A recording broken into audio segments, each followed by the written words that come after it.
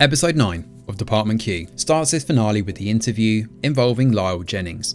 He explains on camera that he and Harry were abused as kids, with their mum using a hyperbaric chamber as punishment. This is the same chamber where Merritt is currently being kept, and according to Lyle's statement here, he was thrown in for an extended period of time, essentially pushing him into becoming a sociopath. He's convinced that Harry is always with him, and struggles to understand how Sam Hague is the kid he's following around, not his brother Harry. 10 years ago, he was released from Godhaven, and there seems there's no record of him after being transferred to the EPD unit at Rampton. This is a psychiatric hospital, and he was relocated back to Moore after, explaining how everything is connected. Logan shows up to see Moira and questions him over the Leaf Park incident. He brings up how he's discovered Anderson was in on this, and this has opened a whole new line of inquiry.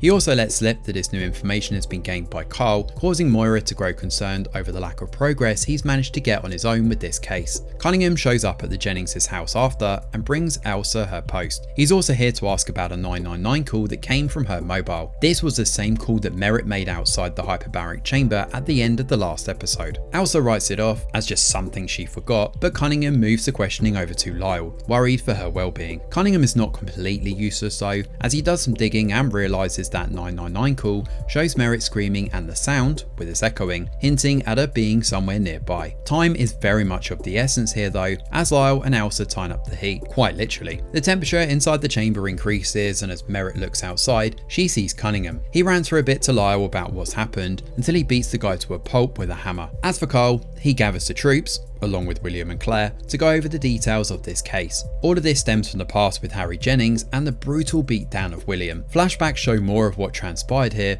as after the robbery, William wound up hitting Harry in the head with a stick. It wasn't Harry that gave William a brutal beatdown that night, it was actually Lyle. He's the one who continued to hit him until Harry stopped his brother. Harry kicked Lyle hard in the face to knock him out, and distort his face and eye it seems, along with saving William's life, despite him obviously being left disabled from the attack. William is distraught by this and lashes out in the present, but Claire knows he's only doing this because he's afraid. It also turns out that Lyle is the reason William got scared on the boat and hit Merritt, having recognised him and got scared as a result. The real Sam Hague visited Lyle and they seem to patch things up, wanting to make amends to the past for what happened at the prison. In reality, Lyle decided to tie up loose ends, and after noting his reg plate, hopped aboard the ferry as a worker, where he helped his mum grab Merritt.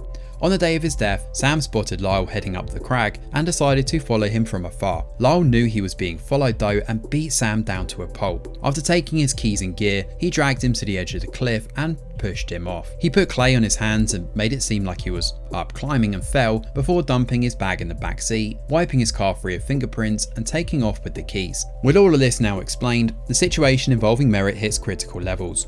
Lyle and Elsa intend to cover their tracks and leave, shutting everything off except for the pressure inside the chamber. Lyle works to methodically wipe everything down for fingerprints and eventually leaves with Elsa. As Akram and Carl head up to Moore again, they make it to the Jennings' compound and manage to track down Merritt's whereabouts. As they do, Rose does some digging and what she finds does not make for pleasant reading. After Clive Jennings died, which Lyle was responsible for given his violent and tumultuous past, Elsa was placed in involuntary psychiatric care for 19 months. Lyle and Harry were left alone for all that time, and this is where the hyperbaric chamber comes into it. When he was 15, Lyle seemingly coerced another boy into the decompression chamber. He kept increasing the pressure to see at what point the kid would lose consciousness, but it also solidified where he got the idea to hurt Merritt from. The bird sigil we've been seeing links to is actually from a company called Shorebird Ocean Systems, which Hardy manages to double check, investigating hyperbaric chambers online. Kyle and Akram find Cunningham dead in the trunk of his own police car inside one of the warehouses nearby.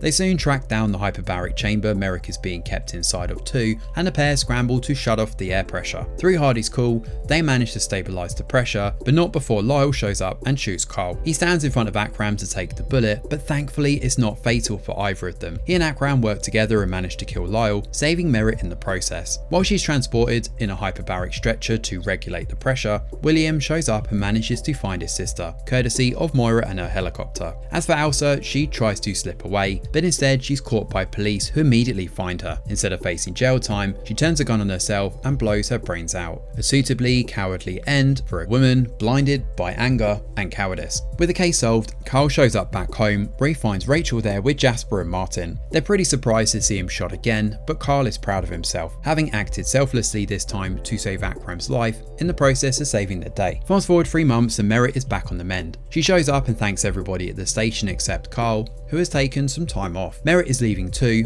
taking William back to Moore to see her dad. She intends to patch things up with Jamie properly, having gained a lot of perspective from her experience. As for Stephen Burns, he finds Carl waiting in his office. He brings up the Kirsty Atkins situation and has decided he's not going to report him for colluding with Finch. He understands Stephen's perspective as a father himself, but this comes with strings. Carl demands a proper budget for his department from the Lord Advocate and wants Akram fast-tracked into the role of DI too. Although he's a political refugee here on asylum, he's damn good at his job and someone Carl can trust. I mean, the man did just take a bullet for him after all. Carl returns to the office in the basement alongside Rose and Akram, who prepare to work on more cold cases. However, they're not alone. Hardy is back and he rocks up at the police station on crutches. Moira has a case for him though, but it's not for Carl. It's not explicitly said, but it's implied that he could be the one that's now going to be in charge of the Leaf Park case, which is where season 1 of Department Q comes to an end. So Department Q wraps up with a really solid finale, closing out all the loose threads and concluding this case in a satisfying manner. There's just the right amount of action, thrills and drama here, all mixed in with the puzzle pieces slotting together to make for an enjoyable resolution. Understanding how Lyle managed to kill Sam, taking his life over, and everything that transpired in the past with William is a definite highlight. The episode does a great job with all that, although the one underdeveloped thread perhaps comes from the way Rachel and her therapy sessions just seem to end, and we don't get much closure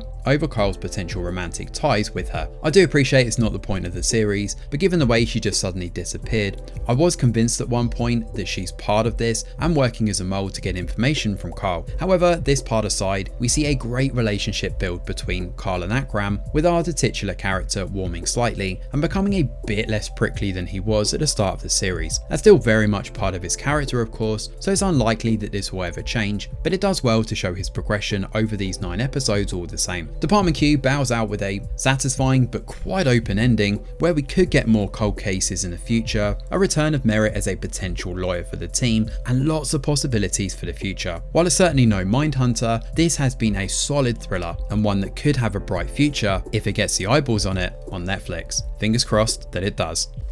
Thanks for watching, and do let us know your thoughts in the comments below.